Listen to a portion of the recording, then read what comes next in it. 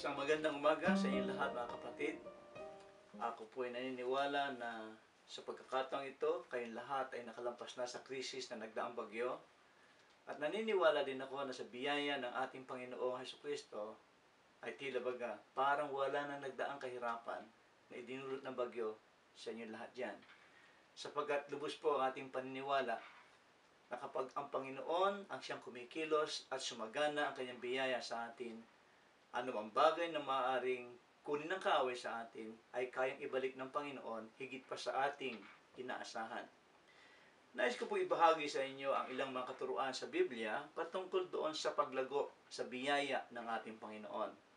Sapagkat aking pulubos na pinaniwalaan na kapag ka ang isang mananampalataya ay nagkulang sa pagtitiwala sa Diyos, sa kanyang masaganang biyaya, hindi niya mararanasan ang kasaganaan na ipinapangako ng Diyos sa kanyang mga buhay na salita.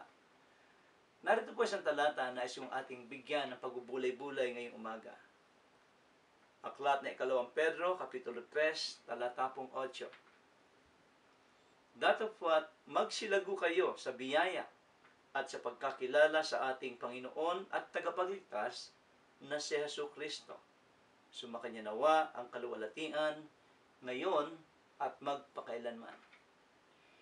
Ito yung mga huling binanggit ni Apostol Pedro sa mga mananampalataya na kanyang sinulatan.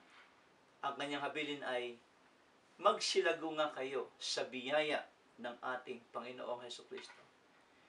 Isa po magiging malaking bagay sa buhay ng isang mananampalataya na kanyang maunawaang ang biyaya ng Panginoon kayang sakupin at tugunan ang lahat ng ating mga pangailangan. Ang biyaya rin ng Panginoon na siyang kumikilos upang tayo maging mga ganap na mananagumpay. Makalampas sa tinatawag na dagok ng buhay.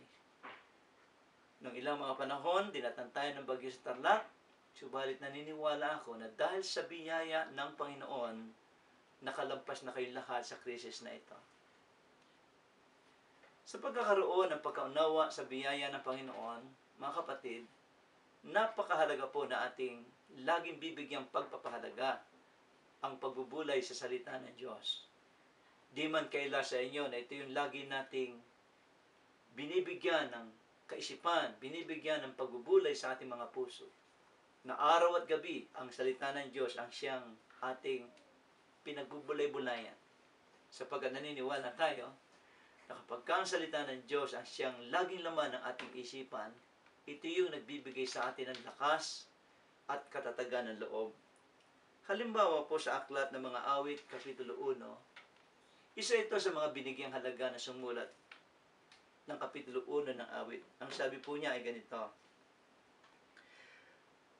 mapalad ang tao na hindi lumalakad sa payo ng masama, ni tumatayo man sa daan ng mga makasalanan, ni nauupo man sa mga upuan ng mga malilibak, kundi ang kanyang kasayahan ay nasa kautusan ng Panginoon at sa kautusan siya nagbubulay araw at gabi.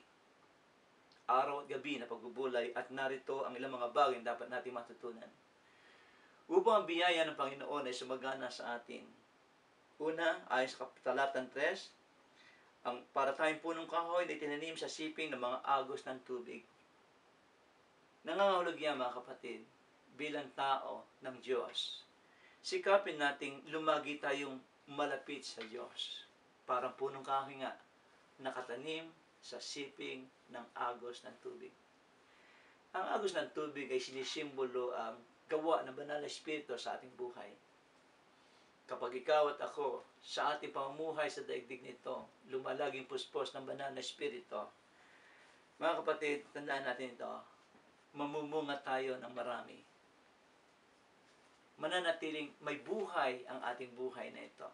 Sapagkat ang banal na espiritu na tagapagbigay buhay sa atin, kung daan tayo, doon tayo laging nakatanim sa siping niya.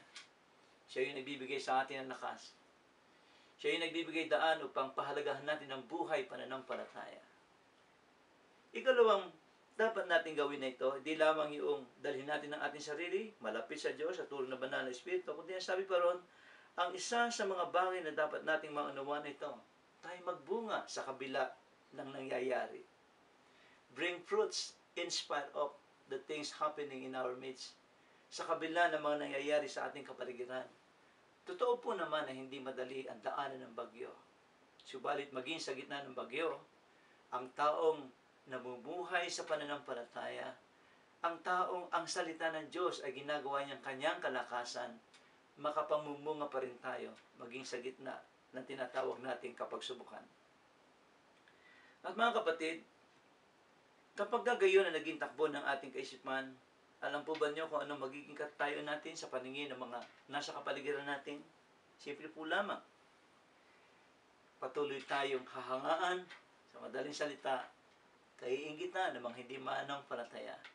Sapagkat kanilang mababanaag sa atin na sa kabila ng sitwasyon sa ating kapaligiran, binagyo, nasiraan ng bahay, o nawala ng pansamantalang pagkakakitaan dahil sa panahon na tayo tumigil sa paghahanap buhay dahil sa bagyo, mababanag pa rin sa atin yung kapayapaan.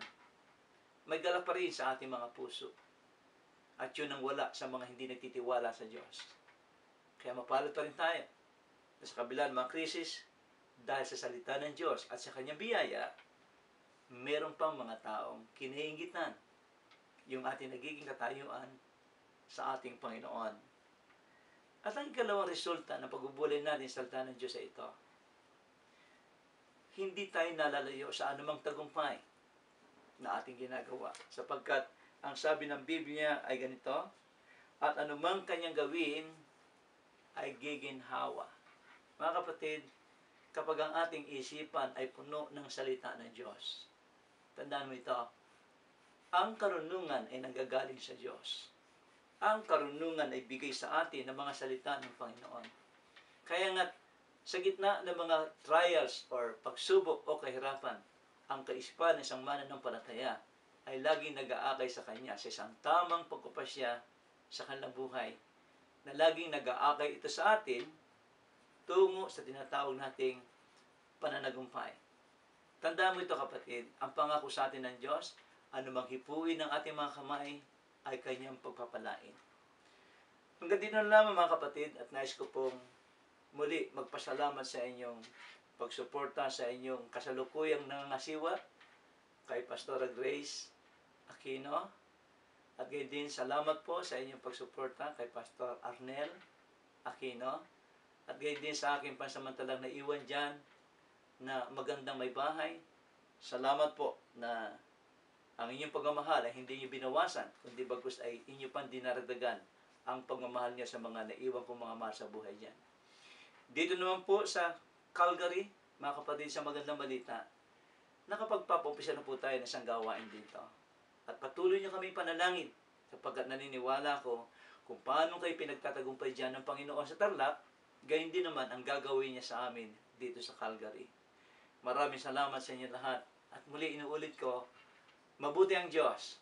Salamat po sa lahat ng suporta, panalangin na inyong ginagawa para sa akin dito sa lugar ng Calgary. Magandang umaga sa inyo lahat.